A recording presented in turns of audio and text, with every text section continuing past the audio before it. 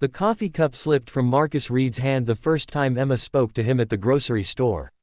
Not because her words startled him, he couldn't hear them. But because someone had looked directly at him, truly looked at him, for the first time in what felt like a lifetime. As ceramic shattered against linoleum and dark liquid pooled around his worn sneakers, he saw her lips moving, her eyes filled with concern rather than pity, and something inside his chest cracked open just enough to let in a sliver of light he'd forgotten existed. Marcus had been deaf for 4 years, 2 months, and 17 days. Not that he was counting. Except he was. Every single morning when his 6-year-old daughter Lily jumped on his bed to wake him, her mouth forming the word, "Daddy," that he'd never hear again. Every parent-teacher conference where he nodded along, reading lips and hoping he caught the important parts. Every birthday party invitation Lily didn't receive because the other parents found it too complicated to communicate with him. The silence wasn't the hardest part of losing his hearing to that construction site accident. The isolation was. The invisible wall that had grown between him and the rest of the world, brick by brutal brick, until he'd stopped trying to climb it altogether. He'd learned sign language, of course.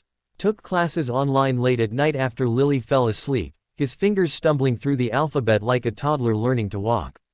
But sign language required 2 people who could speak it, and in their small Tennessee town, that list began and ended with him and the interpreter at the hospital. Lily was learning, bless her heart, but she was 6. She wanted to tell him about playground drama and cartoon characters, not serve as his translator to the world. His ex-wife had left within 6 months of the accident, the commitment she'd made apparently negotiable when faced with what she called a completely different life than the one I signed up for. Marcus didn't blame her. Most days, he wanted to leave himself too. So he'd retreated. Quiet became his armor. He perfected the polite smile, the slight nod, the wave that said, "I'm fine, don't worry about me." He stopped going to Lily's school events after the 3rd time another parent had yelled at him, thinking volume would somehow penetrate his damaged eardrums. He ordered groceries online when he could, ventured out only when necessary, scheduled his life to avoid human interaction. It was easier that way. Safer. Less chance of being reminded that he was now the guy people talked around instead of to, the inconvenience in the checkout line, the problem to be solved or avoided. That Tuesday afternoon, he'd run out of Lily's favorite cereal, the one with the ridiculous marshmallows that were probably pure sugar, and couldn't bear to see her disappointed face at breakfast. The store was usually empty at 2 in the afternoon. Usually. Emma Martinez had been reaching for the same box of cereal when their hands collided. Marcus jerked back instinctively, mumbling an apology he couldn't hear himself speak, already turning to flee. But she'd touched his shoulder gently, waited until he looked at her, and then, miracle of miracles, she'd signed, "You take it. I can get another." His hands froze midair. His mouth opened and nothing came out.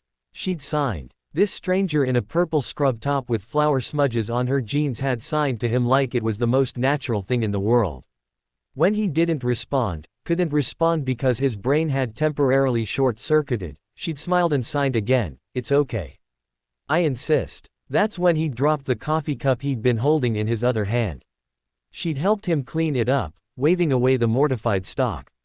Boy, chatting to him in sign language about how she'd knocked over an entire display of canned tomatoes once, and didn't he think it was funny how gravity always seemed to work extra hard in grocery stores. Marcus found himself signing back before he realized what he was doing, telling her about the time Lily had tried to ride inside the shopping cart and they'd crashed into a pyramid of oranges. He was talking. Actually talking, his hands animated, his face breaking into expressions he'd forgotten he could make.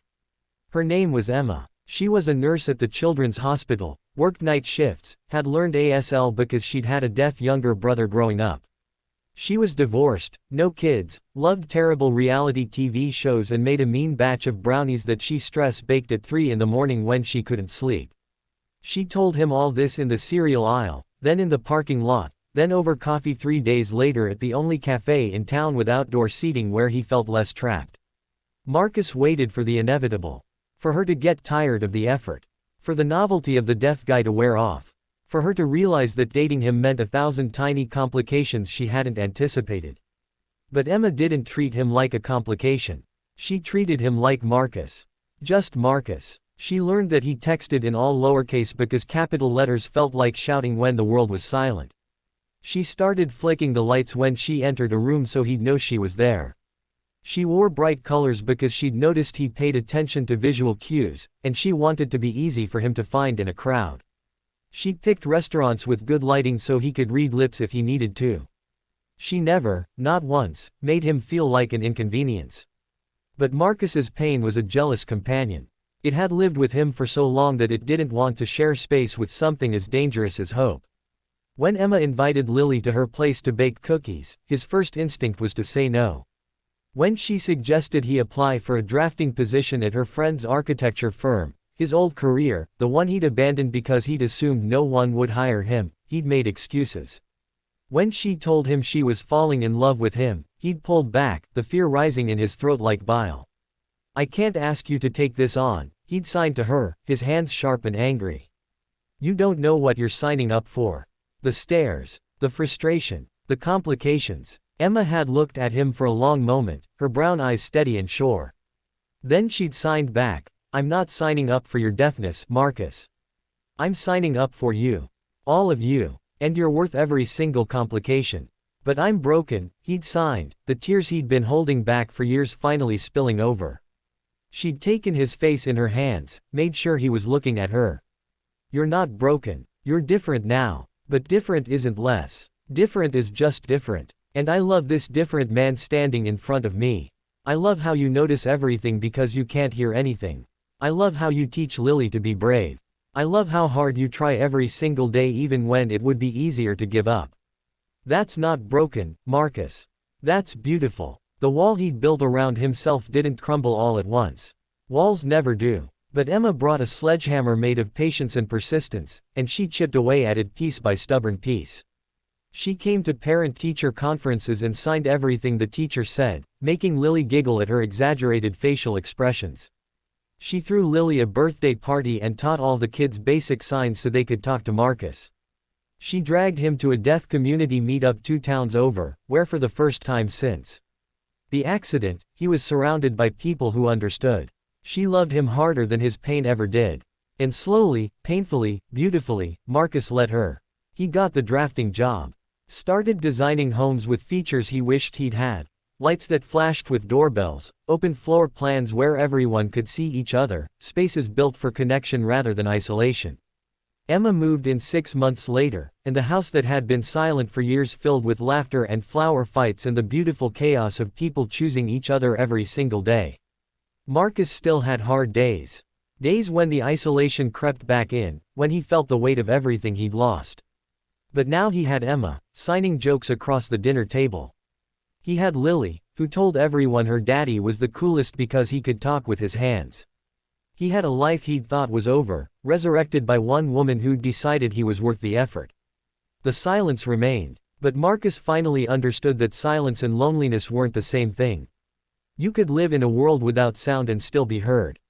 You could lose your hearing and still be understood. You just needed someone brave enough to learn your language. Someone kind enough to meet you where you were. Someone like Emma, who'd loved him back to life one sign at a time.